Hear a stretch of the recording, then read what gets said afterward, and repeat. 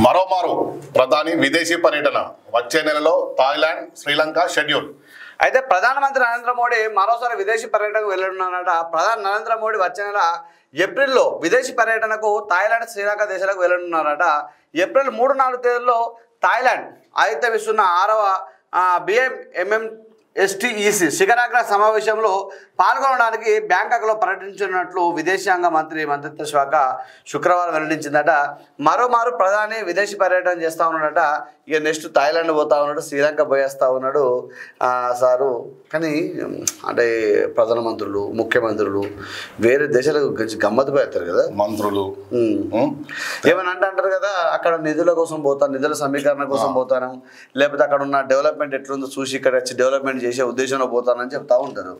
కానీ ఇప్పుడు ఎగ్జాంపుల్గా ఒక డెవలప్మెంట్ చేయాలంటే కొంతమంది అధికారులు పోతూ ఉంటారు, ఈ రాష్ట్రం నుంచి ఇంకో రాష్ట్రం పోతూ ఉంటారు, లేకపోతే ఒక మంత్రి ఈ దేశం నుంచి ఇంకో దేశం పోయి వస్తాడు, ముఖ్యమంత్రి పోయి వస్తాడు, అదొక పద్ధతి ఉంటుంది. కానీ కేసీఆర్ గారి ప్రభుత్వంలో కూడా ఒకసారి చైనా అనుకుంటా ముఖ్యమంత్రితో పాటు పరివారం మొత్తం పోయిందే, అంటే ఉన్న ఎమ్మెల్యేలు అందరూ తీసుకుపోయారు సార్.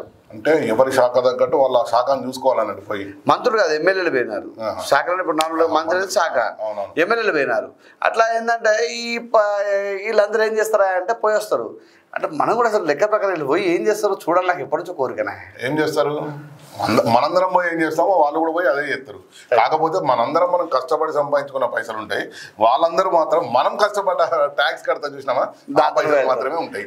రాహుల్ అమెరికా పర్యటన వచ్చే నెల 19 నుంచి అంటూ కథనాలట. అయితే అమెరికా పోతారట, బ్రౌన్ యూనివర్సిటీ సందర్శిస్తారని చెప్పి